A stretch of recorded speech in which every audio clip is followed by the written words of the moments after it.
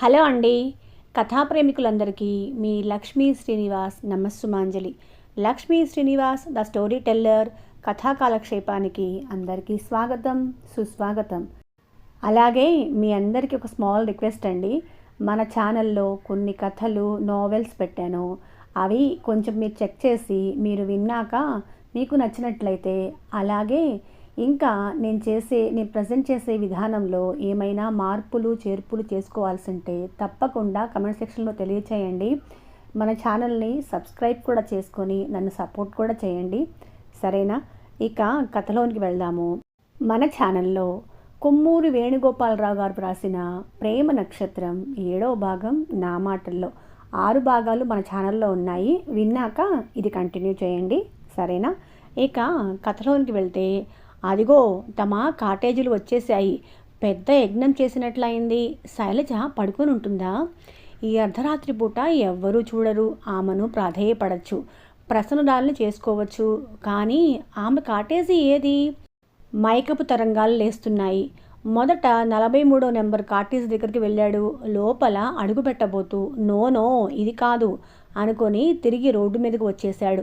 34వ number cottage దగ్గరికి వెళ్ళాడు. ఎంత కళ్ళు చించుకొని చూసినా తలుపు మీద నెంబరు మస్కలు కమ్మిన అతని కళ్ళకు కనపడలేదు. ఇది కాదు అని మళ్ళీ రోడ్డు మీదకి వచ్చి తడుముకొని పక్కనే ఉన్న 35వ నెంబర్ కాటేజ్ దగ్గరికి వెళ్ళాడు. ఇదే అనుకుంటూ తలుపు తోసుకొని లోపలికి అడుగు పెట్టాడు. ఏది నా శైలు ఎక్కడా అనుకుంటూ ముందుకు పోతూ ఉంటే మంచం తగిలింది. అదిగో మంచం. శైలు. ఇంకో మైకపు కెరటం లేచింది. ఒళ్ళు తెలియటం లేదు. అలాగే పక్క మీదకు వాలిపోయి మైనపు ముద్దలా ఉండిపోయాడు. కల్నల్ ఇంట్లోని హాల్లో ఇప్పుడు కల్నల్ ఒక్కడే మిగిలి ఉన్నాడు. వీళ్ళంతా ఏమయ్యారు? నాటకంలోని పాత్రల్లా ఎలా నిష్క్రమించారు? సక్రమంగా ఇళ్లకు చేరి ఉంటారా? కుక్కలు వీళ్ళని పట్టి పీకటం లేదు కదా అన్నట్లు కుక్కల్ని తాను వదిలాడా? పక్కన ఏదో కదిలినట్లయింది. తల తిప్పి చూసేసరికి నేల మీద 2 కుక్కలు దగ్గర నిలబడి మూతులు లాక్కుంటున్నాయి. కల్నల్ వాటిని చేత్తో నిమిరాడు. అవి అతన్ని గమనించకుండా తమ ప్రపంచంలో తాముండి ఒకదాన్నొకటి చేరువవ్వటానికి ప్రయత్నిస్తున్నాయి. కల్నల్కి కోపం వచ్చింది. రూల్స్కి నిలయమైన తన సన్నిధిలో ఇలాంటి వేషాల? వాటిని అదిలించడానికి ప్రయత్నించాడు. కుక్కలు అతని కేసు చూశాయి. ఎక్కడా లెక్క పెట్టినట్లు కనపడలేదు. కల్నల్ ఆశ్చర్యంగా చూస్తున్నాడు. ఉన్నట్లుండి అవి మెల్లగా నేల మీద పడుకున్నట్లుగా వాలిపోయి దేని దారిన అది మైకపు పొరల్లోకి వెళ్ళిపోయినట్లు నిశ్శబ్దంగా పడుకున్నాయి. మళ్ళీ కదలలేదు. కల్నల్ తలలో అల్లిబిల్లిగా ఏవో ఆలోచనలు సాగుతున్నాయి. పాపం, వాళ్ళంతా సక్రమంగా ఇల్లు చేరారా? దారిలో ఎక్కడైనా ఉండిపోయారా? బయటకొచ్చి ఆ చీకట్లో నడవసాగాడు. ఏంటిది? తాను ఎందుకిలా అయిపోతున్నాడు? తన కాళ్ళు ఇంత బలహీనంగా ఎప్పుడూ లేవే. తన శక్తి ఎప్పుడూ ఇంత నశించిపోలేదే. తలలో రకరకాల గందరగోళాలు. అంతలోనే ఏదో మత్తు. మళ్ళీ తిరిగి కొద్దిగా తెలిసి తెలియని స్థితిలో మనిషి తనను తాను ఎట్లా తెలుసుకుంటాడో ఇప్పుడు తెలుస్తోంది. వచ్చేశాడు. కాటేజీల తలుపులు మూసి ఉన్నాయి. చూడమని ఇందాకటి సంఘటన గుర్తుకొస్తుంది. ఎందుకలా చొరవ తీసుకున్నాడు? ఆమె ఏమనుకుంటుంది? ఏమని బాధపడి ఉంటుంది? ఒక్కసారి వెళ్ళి పలకరించి వస్తే? ఒళ్ళు తెలియని స్థితిలో అలా జరిగిందని, కావాలని చేసింది కాదని ఆమెని సముదాయించి వస్తే? 35వ నెంబర్ కాటేజ్ వైపు ఒక అడుగు వేశాడు. ఇంత రాత్రి వేళ పెడితే బాగుంటుందా? కానీ మనసులో ఏదో భాగం వెళ్ళమని శాసిస్తోంది. తప్పేముంది? జరిగిన విషయాన్ని వివరించడం నా బాధ్యత అని సమర్థించుకున్నాడు. చొరవ చేసి కాటేజీలోకి అడుగుపెట్టి తలుపు తీశాడు. తెరుచుకుంది. మిస్ చూడమని పిలుద్దామని ప్రయత్నించాడు. గొంతు స్వాధీనంలో రావటం లేదు. లైట్ ఎక్కడుంది? చేత్తో గోడ దడిమి స్విచ్ ఎక్కడుందో తెలుసుకోవడం ప్రయత్నించాడు. అతని వల్ల కాలేదు. అసలు లోపల ఆమె ఉన్నదా లేదా? తన కాటేజీలోకి సరిగ్గా దారి తెలుసుకుని వచ్చిందా లేదా? ఆమె గురించి ఎందుకు తన హృదయం ఎంత ఆరాటపడుతోంది? అలాగే తడుముకుంటూ వెతుకుతూ ఉన్నాడు ఆ చీకట్లో. మైకపు తరంగాలు లేస్తున్నాయి. మంచం చేతికి తగిలింది. ఆ చేతిని అటూ ఇటూ పోనిచ్చాడు. ఫణి శరీరం తగిలింది. ఉంది అనుకున్నాడు. ఇహ లేచి వెనక్కి వెళ్ళిపోదామా? తలలో ఏదో ఉప్పిన ముంచుకొచ్చినట్లయింది. ఒళ్ళు తెలియటం లేదు. మరుక్షణంలో ఆ మంచం మీద ఫణి పక్కన వాలిపోయి గాఢ నిద్రలో మునిగిపోయాడు. తెల్లవారుజామున 4 గంటల తర్వాత మొదట మెలకు వచ్చింది కల్నల్కే. తానెక్కడున్నాడు అనుకుంటూ అటూ ఇటూ కదిలాడు. పక్కనే ఉన్న ఫణి శరీరం తగిలింది. ఇదేంటి, తన పక్కన ఎవరున్నారు? నిషా దిగిపోయింది. ఏం జరిగిందని గబగబా ఆలోచిస్తున్నాడు. రాత్రి జరిగిందంతా ఒక్కొక్క దృశ్యం కళ్ళ ముందు మెదులుతోంది. తాను వాళ్ళంతా సక్రమంగా ఇళ్ళు చేరారో లేదో అని పర్యవేక్షించడానికి బయలుదేరి చివరకు ఇక్కడికి వచ్చి ఒళ్ళు జల్లుమంది. తాను రాత్రంతా చూడామని పక్కలో పడుకుని ఉన్నాడన్నమాట. విద్యుద్ఘాతం తగిలినట్లు ఒక్కసారి వణికి గబాల్న పక్క మీద నుంచి లేచి నిలబడ్డాడు. ఇంకా నయం, ఆమె లేవలేదు. లేచి గమనించినట్లయితే ఎంత రసాబసాయి ఉండేదో. చీకట్లో తడుముకుంటూ బయటకు వచ్చేశాడు. మనసంతా వికలమై ఉంది. గబగబా అడుగులు వేసుకుంటూ తన బంగళా వైపు వెళ్ళిపోయాడు. మెల్లగా వెలుగు రేఖలు నలుమూలల్ని తాకి చీకట్లు విడిపోతున్నాయి. ఫణి కళ్ళు విప్పాడు. తలంతా బరువుగా ఉంది. లేవాలనిపించటం లేదు. అటు ఇటు పొర్లాడు. గదిలోని సరంజామా కళ్ళబడేసరికి ఇదేంటి, ఇది నా గదిలా లేదు అని స్ఫురించేసరికి గబాల లేచి కూర్చున్నాడు. ఇది తన కాటేజీ కాదు. ఇక్కడికి ఎలా వచ్చాడు? రాత్రి జరిగిన సంఘటనలన్నీ ఒక్కొక్కటిగా గుర్తుకు రాసాగాయి.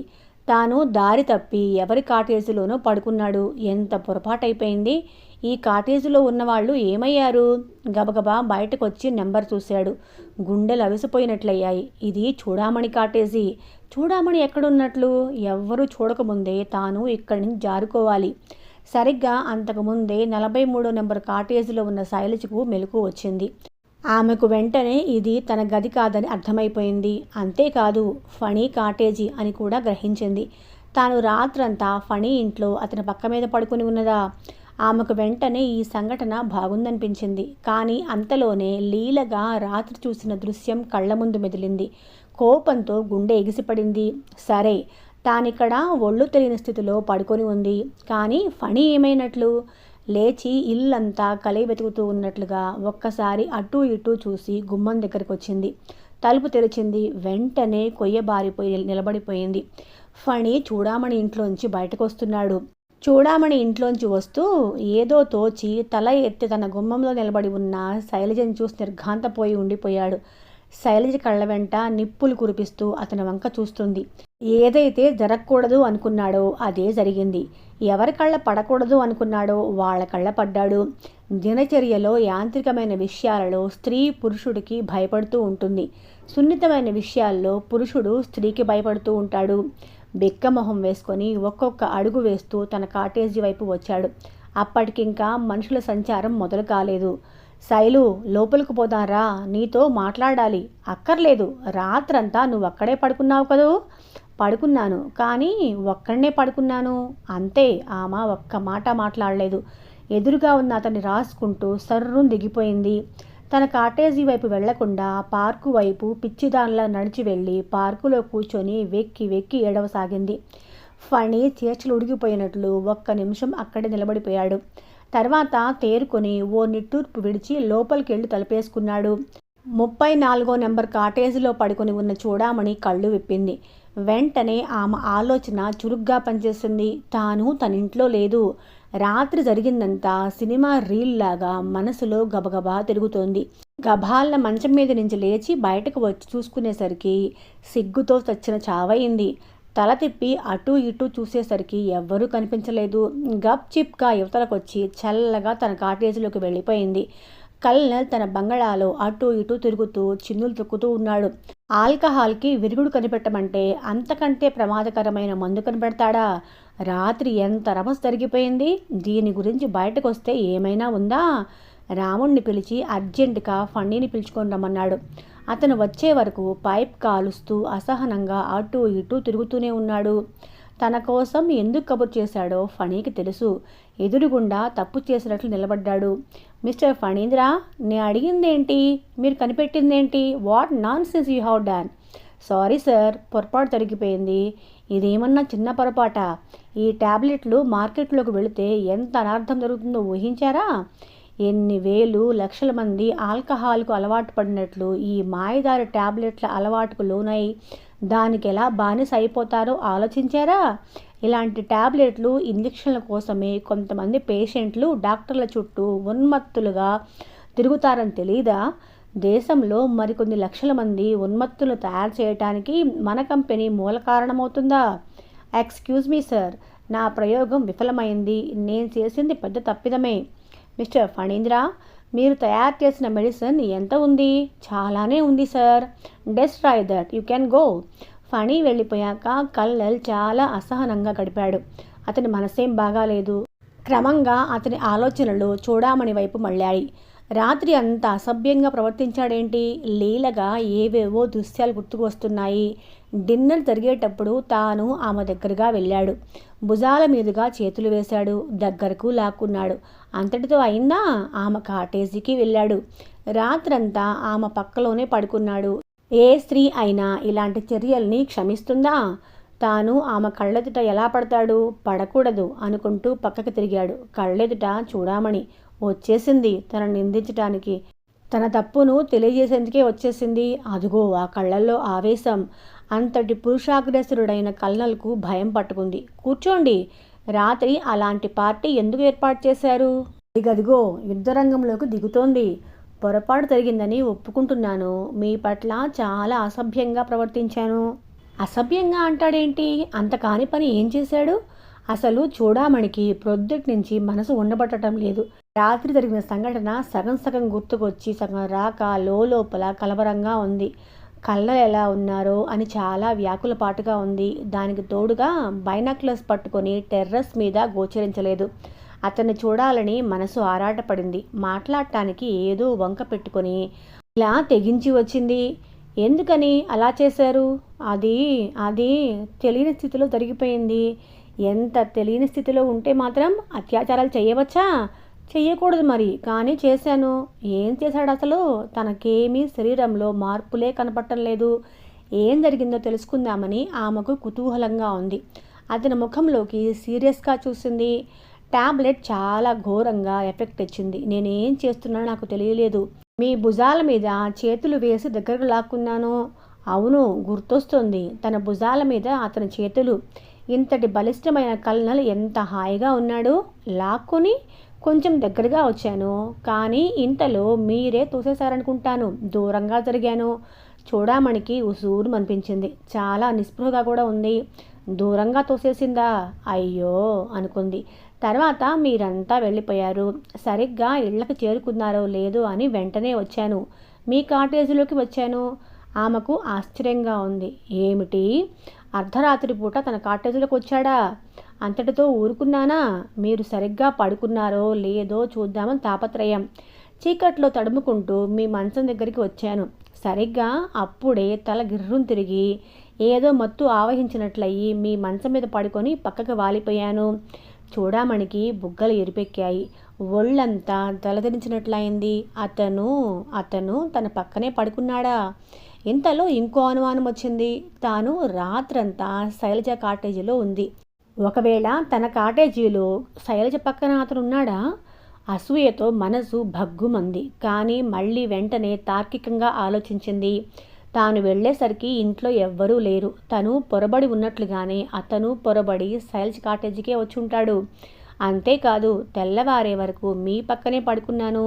ఆమె శరీరం పులకరించినట్లుగా అయింది. తనకు తెలియకుండానే ఇంత గొప్ప అనుభవం జరిగిపోయిందా? ముఖం మాత్రం గంభీరంగా పెట్టింది. అంటే నా పక్కన కొన్ని గంటలు పడుకుని ఉన్నారన్నమాట. అంతసేపు మీ శరీరం నా శరీరం తగులుతూ ఉండి ఉండవచ్చు కదా. పెద్ద పుల్లాంటి కల్నల్ దీనంగా మారిపోతున్నాడు. ఉండవచ్చు.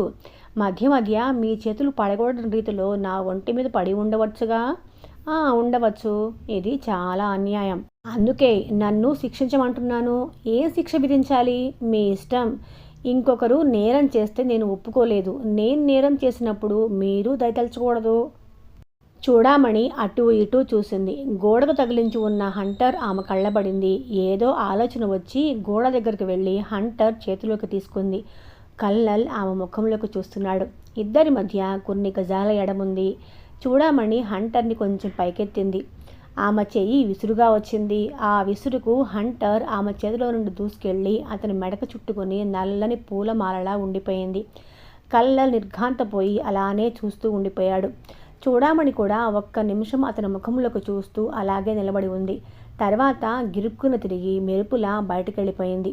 Lunch hour. కంపెనీ అందరూ మెడిటేషన్కి లేచారు. ఫణి మాత్రం తన సీట్లోంచి లేవలేదు. శైలజ కూడా దీర్ఘంగా ఆలోచిస్తూ తన కుర్చీలో కదలకుండా ఉండిపోయింది. చూడామణి లేచి బాత్రూమ్ కేసి వెళ్ళింది. సమయం కోసం చూస్తున్న వాడిలాగా ఫణి గ్లాస్ విండో పైకెత్తాడు. శైలజ అతని వంక అద్దంలోంచి నిప్పులు కక్కుతూ చూస్తోంది. ఈవేళ మెడిటేషన్కి వెళ్లకుండా కూర్చుండిపోయావేంటి? నేనెప్పుడు వెడతానా? వెడితే ఆ చూడామణితో కులుకుతూ కూర్చుందామనుకున్నావా? శైలు, నీకు మతిపోయింది. ఏం పోలేదు. ఏం రాత్రంతా ఉన్న చాలేదా? ఇంకా తనివి తీరలేదా? శైలు, ఏం జరిగిందో తెలుసుకోకుండా ఎంత మాట పడితే అంత మాట అంటున్నావు. నా కర్మ కొద్దీ జరిగే సంఘటనలు కూడా అలాగే దాపురిస్తున్నాయిలే. దాపరించటం లేదు, అనుగ్రహిస్తున్నాయి. శైలు, నువ్వు మామూలుగా ఉంటావా ఉండవా? ఎందుకుండాలి? ఏం చూసుకొని, ఏ ఆశ చూసుకొని ఉండాలి? నా కోసం, మన కోసం నువ్వు చెయ్యి దాటిపోయావు. మనం అనే అందమైన పదం ఇహ లేదు. శైలు, అంతే, గుడ్ బై. గ్లాస్ విండో దింపేసింది. ఫణి ఏదో అంటున్నాడు కానీ అవతల వారికి ఊరికే పెదవులు కదిలిస్తున్నట్లుగా అనిపిస్తుంది కానీ మాటలు ఆ ఛాంబర్ దాటి బయటకు పోవటం లేదు. చూడామని తిరిగొచ్చింది. అనుకోకుండా ఇద్దరి ముఖాల్లోకి ఒకసారి పరిశీలనగా చూసింది. ఎందుకు ఇలా కూర్చో ఉన్నారు? ఈరోజు మెడిటేషన్కి వెళ్ళలేదా? ఇంతసేపు తానులే సమయం చూసి మాట్లాడుకోవటం లేదు కదా. ముఖాలు చూస్తే అదోలా ఉన్నాయి. అయినా ఎందుకో ఈవేళ వాళ్ళని చూస్తే కోపం రావటం లేదు. వాళ్ల పట్ల ఆమె చాలా ప్రసన్నంగా ఉంది. ఒక నిమిషం గడిచాక శైలజ లేచి బయటకు వెళ్ళిపోయింది. ఫణి పని ఇప్పుడు చాలా ఇరకాటంలో పడింది. అసలే ఆమె తానంటే మండిపడుతోంది. ఇప్పుడు చూడామణితో ఒంటరిగా ఉన్నాడు. దీన్ని గోరంతలు కొండంతులుగా చేసి ఎంత రాద్ధాంతం చేస్తుందో. కొంచెం సేపు తటస్థంగా గడిపి ఏమైతే అదయిందని తనువు లేచి బయటకెళ్ళాడు. క్యాంటీన్ వైపు నడిచాడు. క్యాంటీన్లో కుర్చీలన్నీ ఖాళీగా ఉన్నాయి. ఒక మూల ఎక్కడో శైలజ కూర్చొని ఉంది. ఆమెకి దూరంగా ఇంకో చోట అతను కూర్చున్నాడు. అంత పెద్ద హాల్లో తామిద్దరూ తప్ప ఎవ్వరూ లేరు. ఆమె తల అటూ ఇటూ తిప్పకుండా నెమ్మదిగా కాఫీ తాగుతుంది. ఆమె వంక దిగులుగా చూస్తూ ఫణి కూడా కాఫీ తాగుతున్నాడు. మెడిటేషన్ అయిపోయినట్లుంది. జనం గబగబా లోపలికి రావడం మొదలుపెట్టారు. కాసేపట్లో క్యాంటీన్ అంతా మనుషులతో నిండిపోయి కిటకిటలాడిపోతుంది. మనుషులు అటూ ఇటూ తిరుగుతూ ఉండటం వల్ల కొంచెం సేపు ఆమె కనపడలేదు. కాస్త సర్దుకునేసరికి మళ్ళా కనిపించింది. ఆమెకెదురుగా రామకృష్ణ కూర్చొని ఉన్నాడు. ఆమెతో ఏదో మాట్లాడుతున్నాడు. ఆమె కూడా నవ్వుతూ ఏదో జవాబులు చెప్తుంది. క్రమంగా తిరిగి డ్యూటీకి వెళ్ళే టైం అయింది. అందరూ బయటకు వెళ్తున్నారు. ఫణి కూడా లేచాడు. శైలజ ఎక్కడుందో కనపడటం లేదు. బయటకు వచ్చి నిస్పృహగా నడుస్తున్నాడు. భుజం మీద ఎవ్వరితో చేయి పడింది. తల పక్కకు తిప్పి చూసేసరికి రామకృష్ణ. ఏం బ్రదర్, కనపడటం లేదు? రీసెర్చ్లో మునిగిపోయావా? లేదు అన్నాడు పొడిగా. అన్నట్లు దాని గురించి ఏం చేశావు? దేని గురించి? అయ్యో, మర్చిపోయావా? నా ప్రేమలేఖ. ఇహ వీడు తనను వదిలిపెట్టాడు. అయినా ప్రేమలేఖతో ఏం పని? డైరెక్ట్గానే మంత్రాలు సాగిస్తున్నాడుగా. మాట్లాడవేం? ఇంకా మూడు రాలేదా? ఒళ్ళు మండిపోతుంది. వస్తువులు విసిరికొట్టడానికి ఏమీ కనపడటం లేదు. ఇప్పుడిప్పుడే పాకాన పడుతోంది బ్రదర్. ఈ టైంలోనే ఘాటైనది ఒక్కడు తయారు చేసావా? ఇహ చూసుకో. అతనికి జవాబు చెప్పకుండా గబగబా అక్కడి నుంచి వెళ్ళిపోయాడు. లోపలికి వెళ్ళేసరికి శైలజ ఆమె సీట్లో కూర్చొని ఉంది. వెళ్ళి కూర్చున్నాడు. అతనికి దుస్సహంగా ఉంది, దుఃఖంగా ఉంది, అసహనంగా ఉంది, అక్కసుగా ఉంది, బాధగా ఉంది, రోతగా, కోపంగా కూడా ఉంది, మంటగా, దారుణంగా, భరించలేనట్లుగా ఉంది. ఏమిటి తిప్పలు? ఎందుకిన్ని కష్టాలు? ఇహ ఈ వాతావరణాన్ని దిగమింగుతూ ఈ ఉద్యోగం తాను చేయలేడు. ఇంత నిర్దాక్షిణ్యంగా ఆత్మని చంపుకోలేడు. ఈ నరకం భరించలేడు. ఉద్యోగానికి రాజీనామా చేసేసి ఇక్కడి నుంచి వెళ్ళిపోవాలి. శైలజను కూడా తీసుకెళ్ళిపోవాలి. రానంటే బలాత్కారంగానైనా తీసుకెళ్ళిపోవాలి. మొండికేస్తుందా? తాను అధికారం ప్రదర్శిస్తాడు. జేబులోంచి పెన్ను తీసి ఓ తెల్ల కాగితం అందుకొని ఉద్రేకంగా రిజిగ్నేషన్ లెటర్ రాయటం మొదలుపెట్టాడు. మామూలుగా 5ంటికి ఆఫీస్ అయిపోతుంది. 5 అయితే మళ్ళీ కల్నల్ ఇంటికి వెళ్ళిపోతాడని 10 నిమిషాలు ముందుగానే అతని ఆఫీస్ రూమ్కు బయలుదేరాడు. రిసెప్షన్లో కమలామణి కూర్చొని ఉంది. అతన్ని చూసి నవ్వింది. ఏమిటిలా వచ్చారు? బాస్ కోసం. లేరుగా? అదేంటి, అప్పుడే ఇంటికి వెళ్ళిపోయారా? లేదు, ఊరెళ్ళారు. ఏ ఊరు? తెలీదు. నెల్లూరు నుంచి ట్రంక్ కాల్ వచ్చింది. ఆయన ఎవరితో అన్నా ఫోన్లో మాట్లాడుతున్నప్పుడు నేను వినకూడదు. 12 గంటలకి బయటకు వెళుతూ పరశురాముని పిలిచి నేను అర్జెంటుగా ఊరెళ్తున్నాను, రేపొద్దుటికల్లా వస్తాను. గూర్ఖా సెలవులో ఉన్నాడు. నైట్ డ్యూటీ నువ్వు చెయ్యి అనటం విన్నాను. జీప్లో వెళ్ళారు. సరే అని ఫణి బయటకు వచ్చి తన కాటేజీకేసి బయలుదేరాడు. కాటేజీ చేరుకునేసరికి శైలజ తన ఇంటి ముందు బాల్కనీలో నిలబడి ఉంది. అప్రయత్నంగా అటు చూశాడు. ఆమె అతని కేసే చూస్తుంది. చప్పున తల తిప్పేసుకుని తలుపు తెరుచుకొని లోపలికి వెళుతూ అనుకోకుండా మళ్ళీ ఎదుటివైపు చూశాడు. శైలజ ఇంకా అక్కడే నిలబడి తన కేసు అలాగే చూస్తుంది. గబాల లోపలికి వెళ్ళి గట్టిగా తలుపేసేశాడు. నేల మీద ఓ కవర్ పడి ఉంది. వంగి తీసుకుని అడ్రస్ రాసిన దస్తూరిని బట్టి ఆ ఉత్తరం వసుమతి రాసిందిగా గుర్తించాడు. పక్క మీదకి వెళ్ళి కూర్చొని కవర్ చింపాడు. అన్నయ్య, చాలా రోజులైంది నీవు ఉత్తరం రాసి. నీ ఉద్యోగ నిర్వహణకు అంతరాయం కలుగుతుందని నేను ఇక్కడ విషయాలు ఏమీ రాయటం లేదు. కానీ అన్నయ్య, ఇప్పుడు తప్పటం లేదు. నాకు ట్యూషన్ల మీద వచ్చేది ఇంట్లో ఖర్చుకు మాత్రం సరిపోవటం లేదు. తెల్లారి లేస్తే అన్ని సమస్యలే. చదువులు, ఫీజులు, తిండి, ఇంటి అద్దె. అన్నట్లు ఇంటి అద్దె 3-4 నెలలుగా బకాయి పడిపోయాను. ఇంటాయన వచ్చి ఇల్లు ఖాళీ చేయమని గొడవ చేస్తున్నాడు. మరి నీకు ఎలాగ రాయాలో నాకు తెలియటం లేదు. మన రత్నం ఇప్పుడు చిన్నపిల్ల కాదు. దానికి ఓణీలు అవి కొనాల్సి వస్తుంది. ఇదిలా ఉండగా రఘు సరిగ్గా చదువుకోవటం లేదు. చెడు స్నేహాలు మరిగి స్కూల్కు తిన్నగా వెళ్ళటం లేదు. సిగరెట్లు కూడా కాలుస్తున్నట్లు అనుమానం. ఈ పరిస్థితుల్లో ఏం చేయాలో తెలియటం లేదు. ఒక్కొక్కసారి రాత్రులు నిద్ర పట్టగా వెర్రిగా ఏడ్చేయాలి అనిపిస్తుంది. నీకు ఇప్పుడిప్పుడే సెలవు దొరకదని నాకు తెలుసు. ఒక్కసారి నీ దగ్గరగా వచ్చి వివరంగా అన్నీ మాట్లాడదామనుంది. హఠాత్తుగా వచ్చినా వచ్చేస్తాను.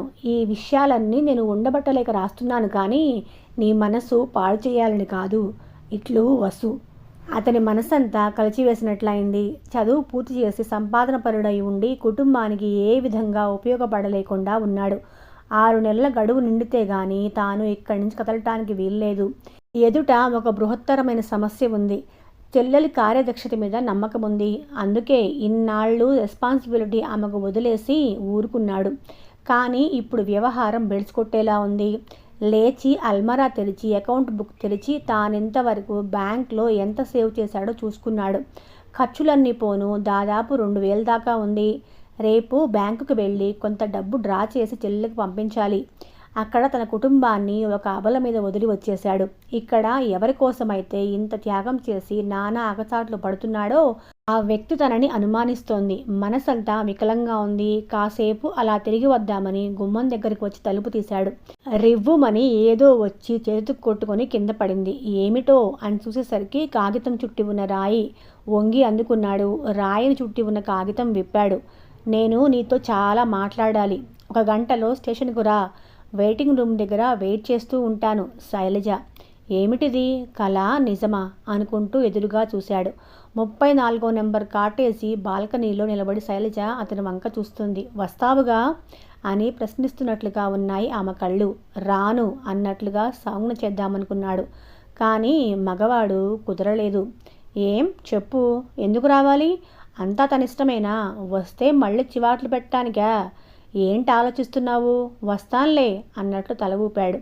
అతని భావాలన్నీ అర్థమైనట్లు ఆమె సంతోషంతో లోపలికి వెళ్ళిపోయింది. అసలు ఎందుకు రమ్మంది? ఏం మాట్లాడుతుంది? మాట్లాడాలని ఉంటే మధ్యాహ్నం విడాకులిచ్చినట్టుగా ఎందుకు మాట్లాడింది? తానంత తేలిగ్గా ఆమెకు లొంగిపోతున్నాడా? కానీ అతనికి సంతోషంగా ఉంది. స్నానం చేసి గబగబా తెముల్దామని లోపలికి వచ్చి తలుపేసుకున్నాడు.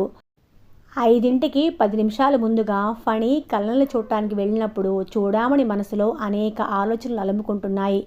కల్నల్ తన పక్కన పడుకున్నాడనుకుంటున్నాడు. కానీ అతను ఇంకెవరి పక్కలోనూ తన కాటేజీలో పడుకున్నాడు.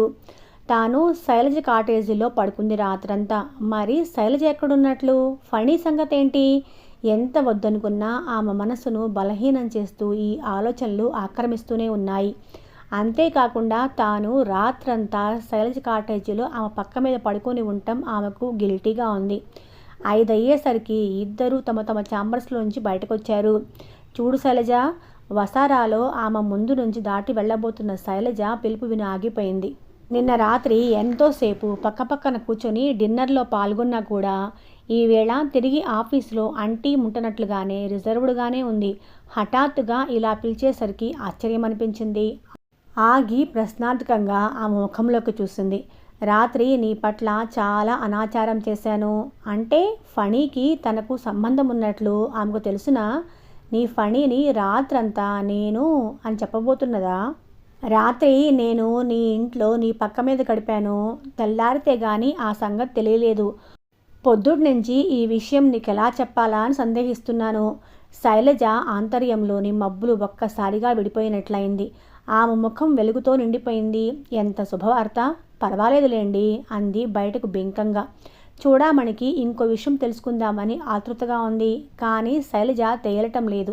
పాపం రాత్రంతా నువ్వెక్కడ పడుకున్నావో అంది సానుభూతిగా. శైలజకు గొంతులో ఏదో అడ్డం పడినట్లయింది. ఫణి కాటేజీలో అని ఉన్నది ఉన్నట్లు చెప్తే లేనిపోని అపార్థాలకి దారితీస్తుంది. మీ కాటేజీలో అని చెప్తే ఉదయం ఆమె వెళ్ళేసరికి అక్కడ పరిస్థితి ఎలా ఉందో చెప్పమంటారా అంది. ఏం చెప్పనా అని ఆలోచిస్తూ. చూడామణికి అనుమానం ఎక్కువైపోతూ ఉంది. రాత్రంతా నాకు అయోమయమైపోయింది. నా కాటేసి గుర్తుపట్టలేకపోయాను. కాలని చివరిదాకా నడుచుకుంటూ పార్కులోకి వెళ్ళి కూర్చొని అక్కడే సొమ్మసిల్లి పడిపోయాను. తెల్లారి మెలకు వచ్చాక జరిగింది తలుచుకుంటే ఎంత భయమేసిందో. చూడామణికి గుండెల్లోంచి ఏదో భారం తొలగిపోయినట్లయిపోయి కొండంత రిలీఫ్ ఫీల్ అయింది. ఆమె ముఖం మీద ఓ వెలుగురేఖ పాకిపోయింది. పాపం ఎంత అవస్థపడ్డావో అంది జాలిపడుతున్నట్లు. వెడతానండి అంది శైలజ ఎప్పుడూ లేనంత నమ్రతగా. చూడామణి తల ఊపింది. ఇద్దరూ వెళ్ళేది పక్కపక్క ఇళ్లకే అయినా ఒకరితో ఒకరు సంబంధం లేనట్టు నడవటం అలవాటు. ఒకానొక విషయంలో ఒకరి పట్ల ఒకరు ప్రసన్నులైన ఆ అలవాటును మాత్రం దాటిపోలేదు. ఇహ అప్పట్నుంచి కొట్టుకుపోతుంది శైలజ. ఫణి ఫణి అని. ఫణి గబగబా స్నానం పూర్తి చేశాడు. ప్యాంటు షర్టు వేసుకున్నాడు. హాయిగా తలదువ్వుకున్నాడు. బయటకొచ్చాడు. శైలజ ఇంటి తలుపులు వేసి ఉన్నాయి. అతనటి కేసు ఎక్కువసేపు చూడలేదు. తన దారిన తాను ఎక్కడికో పోతున్నట్లు నడుస్తున్నాడు. అతని మనసులో అనేక ఆలోచనలు పరిగెడుతున్నాయి. తాను శైలజతో ఎన్నో రోజుల తర్వాత ఏకాంతంగా మాట్లాడబోతున్నాడు. ఏకాంతంగా కలుసుకోబోతున్నాడు. కంపెనీ రూల్స్ ప్రకారం రాత్రి 11 దాటిన తర్వాత కాలనీ బయట ఉండటానికి వీల్లేదు. తామిద్దరూ మాట్లాడుకోవాలి. ఆమెతో కలిసి ఏదైనా హోటల్లో హాయిగా భోజనం చేయాలి. ఎవ్వరూ లేని చోట పక్కపక్క నడుస్తూ ఎన్నో కబుర్లు చెప్పుకోవాలి. మళ్ళీ ఆమె ఒంటరిగా చీకటి పడ్డాక తిరిగి వస్తే బాగుండు. మరీ ఆలస్యమైతే గేట్లు మూతబడిపోతాయి. ఇందాక కమలామణి చెప్పిన విషయం గుర్తొచ్చింది. గూర్ఖా సెలవు పెట్టాడు. అతని డ్యూటీ పరశురాం చేస్తున్నాడు. ఏదో ఆలోచన మెరుపులా వచ్చింది. అతని కాళ్ళు పరశురాం ఇంటి వైపు లాక్కెళ్ళాయి. పరశురాం తన చిన్న ఇంట్లో ఒక్కడు నేల మీద కూర్చొని బీడీ కాలుస్తున్నాడు. ఫణిని చూసి తత్తరపాటుతో బీడీ అవతల గిరాటేసి లేచి నిల్చున్నాడు. ఏమిటయ్య గారు ఇలా వచ్చారు? నీతో పని ఉండి వచ్చానోయ్. అయ్య బాబోయ్, నాతో పని ఏంటండి? ఎవరితో అయినా కబురు పెడితే నేనే వచ్చేవాడిని కదటండి. ఇంట్లో ఒక్కడివే ఉన్నావేమిటి? మీ ఆవిడ ఊళ్ళో లేదా? లేదండి, ఆళ్ళ నాన్నకి జబ్బుగా ఉంటే చూడటానికి వెళ్ళింది. అవును గాని అయ్యగారు, తాగుడు మానేయటానికి తమరేదో టాబ్లెట్లు కనిపెడుతున్నారని చెప్పుకున్నారు. దాని సంగతి ఏమైందండి? ఫణి గతుక్కుమన్నాడు. టాబ్లెట్లా? కనిపెడుతున్నాను అని ఇంతలో ఏదో ఉపాయం తోచి, అసలు తాగితే ఎలా ఉంటుందో, తాగుడు అనేది శరీరం మీద ఎలా పనిచేస్తుందో తెలుసుకోకుండా ఆ మందు కనిపెట్టడం కష్టంగా ఉంది మరి అన్నాడు. అయ్య బాబోయ్, గొప్ప చిక్కే వచ్చిందండి. పోనీ 2 పెగ్గులేసుకుని చూడలేకపోయారా అన్నాడు. అలవాటు లేదేమో, కుదరట్లేదయ్యా. పోనీ నువ్వు చెప్తావేంటి? ఏంటండి? తాగినప్పుడు ఎలా ఉంటుందో, మెదడు ఎలా పనిచేస్తుందో? అదే అండి, ఆల్ రైట్గా చెప్పగలను, కానీ మరి కరెక్ట్గా చెప్పాలంటే మీరేం అనుకోకపోతే మందు వేసుకోకుండా చెప్పలేనండి. అసలు మీకు అర్థం కావాలంటే మందేసుకొని అది ఎట్లా పనిచేస్తుందో చూపించాలండి. ఈవేళ పరశురాం జేబుల్లో డబ్బులు లేవు. దాని గురించే బీడీ కాలుస్తూ ఇందాకటి నుంచి ఆలోచిస్తున్నాడు. ఒక పక్క అయ్యగారు తనకి కాలనీ కాపలా బాధ్యత అప్పచెప్పి పోయారని భయంగానే ఉంది. కానీ మందు పేరు వినగానే ఒళ్ళు మర్చిపోతున్నాడు. ఫణి జేబులోంచి 10 రూపాయల నోటు తీశాడు. ఇది కేవలం తాగుడు దుష్ఫలితాలు తెలుసుకోవటానికే అన్నమాట. ప్రయోగం. అయ్య బాబోయ్, నాకు తెలియదేంటండి? అసలు మందంటే ఏంటో, అందులోని చెడేంటో తెలుసుకోవటానికేనండి ఇవాళ పుచ్చుకునేది అన్నాడు పరశురాం ఆ నోటు వంక ఆశగా చూస్తూ. చూడు, నాకు ఈరోజు ఊళ్ళో అర్జెంటు పనుంది. కాస్త ఆలస్యంగా వచ్చినా గేటు వేయకూడదు అన్నాడు ఫణి. గేటు వేయకూడదు అన్నాడు పరశురాం. కుక్కల్ని వదిలిపెట్టకూడదు అన్నాడు పరశురాం తనే. గుడ్ అని ఫణి నోటు అందించాడు. అతనికి తన చర్య బాధ కలిగించకపోలేదు. కానీ దానికి ప్రాయశ్చిత్తం తర్వాత చేసుకుందాంలే అనుకున్నాడు. నేను తిరిగి రాగానే నాకు కావలసిన పాయింట్లన్నీ చెప్పాలి, చేసి చూపిస్తాను. ఫణి అతని భుజం తట్టి కుక్కల విషయం మర్చిపోకు అని మరోసారి హెచ్చరించి అక్కడి నుంచి కదిలాడు. స్టేషన్కి వెళ్ళేసరికి చీకటి పడింది. ప్లాట్ఫామ్స్ అన్నీ విద్యుత్ దీపాలతో వెలిగిపోతున్నాయి. వచ్చే రైళ్ళు, పోయే రైళ్ళు, ఇంగ్లీష్లో, తెలుగులో, హిందీలో రైళ్ల రాకపోకల గురించి అనౌన్స్మెంట్లు, జనం కిటకిట, అటు ఇటు పరుగులాట, అమ్మకాలు సాగించే బళ్ళరోద, నవ్వులు, కేరింతలు, వీడ్కోలు, టికెట్ కలెక్టర్లు చుట్టూ గుంపులు. స్టేషన్ అంతా అలవాటైన సందడిలా ఉంది. ఫణి మెట్లు దిగి ప్లాట్ఫామ్ మీద అడుగుపెట్టి అటు ఇటు చూసుకుంటూ వెయిటింగ్ రూమ్ వైపు నడుస్తున్నాడు. శైలజ ఎక్కడికి రమ్మన్నదేంటి? ఇంత జనసమర్థం ఉన్న చోట ఆమెను ఎలా కలుసుకుంటాడు? ఎక్కడ మాట్లాడతాడు? తనని ఎక్కడికో అక్కడికి రమ్మనాలి, చెప్పటానికి టైం లేదు. ఆ సమయంలో ఆమెకు అంతకన్నా తోచి ఉండదు. భుజం మీద ఎవరిదో చెయ్యి పడి ఆగిపోయాడు. తల తిప్పి చూసేసరికి రామకృష్ణ నీరు కారిపోయినట్లయిపోయాడు. రామకృష్ణ అతన్ని చూసి నవ్వుతున్నాడు. ఏమిటిలా వచ్చావు ఇక్కడికి? అనో ఏదో అంటున్నాడు, వినపట్టం లేదు. కళ్ళు మాత్రం చురుగ్గా పనిచేస్తున్నాయి. అదిగో వెయిటింగ్ రూమ్ వైపు నుంచి శైలజ అతన్ని చూసిన సంతోషంలో ముఖంలో కాంతులు విరజమ్ముతూ ఉండగా ఫణి కేసి నడిచి వస్తుంది. ఆమె రామకృష్ణను చూడటం లేదు. శైలజ ఆతృతగా నడిచి వచ్చేస్తుంది. రామకృష్ణ అటువైపు చూస్తే కొంప మునిగిపోతుంది. రామకృష్ణని భుజం పట్టుకొని అర్థం లేకుండా ఇటువైపు తిప్పాడు. అతని ప్రవర్తన రామకృష్ణ కూడా ఆశ్చర్యం అనిపించి ముఖంలోకి చిత్రంగా చూస్తున్నాడు. నా స్నేహితుడొకడు వైజాగ్ నుంచి వస్తున్నాడు, అతని కోసం వచ్చాను అంటూ శైలజను అక్కడే ఆగమన్నట్లు చెయ్యి వెనక పెట్టి సంజ్ఞ చేశాడు ఫణి. శైలజ అప్పటి గమనించి గబుక్కున ఆగిపోయింది. అరే, నేను వైజాగ్ నుంచి వచ్చే స్నేహితుడి కోసమే వచ్చాను. అయితే ఇద్దరం కలిసే వెయిట్ చేయవచ్చు. ఎవరు నీ ఫ్రెండు? ఫణి తడుముకొని రమేష్ అని. నా ఫ్రెండ్ సురేష్. పద అలా క్యాంటీన్ వైపు వెళ్ళి టీ తాగొద్దాం. ఇంతలో వైజాగ్ నుంచి వచ్చే రైలు కొద్ది నిమిషాల్లో చేరుకుంటుందని అనౌన్స్మెంట్ వచ్చింది. అదిగో రైలు వచ్చేస్తుందట, టైం చాలదు. ప్రయాణికుల్లో సంచలనం మొదలైంది. శైలజ దూరంగా జరిగి పక్కకు తప్పుకొని ఓ స్తంభం పక్కన నిలబడి ఉంది. సరే పద ముందుకు పోయి నిలబడదాం. కాసేపట్లో రైలు ప్లాట్ఫామ్ మీదకు వచ్చి ఆగింది. ఫణి ప్రాణమంతా శైలజ మీదే ఉంది. ఇంతవరకు అతని చెయ్యి రామకృష్ణ చేతిలో ఉంది. రామకృష్ణ కళ్ళు ఆతృతగా కంపార్ట్మెంట్లో వెతుకుతూ ఉన్నాయి.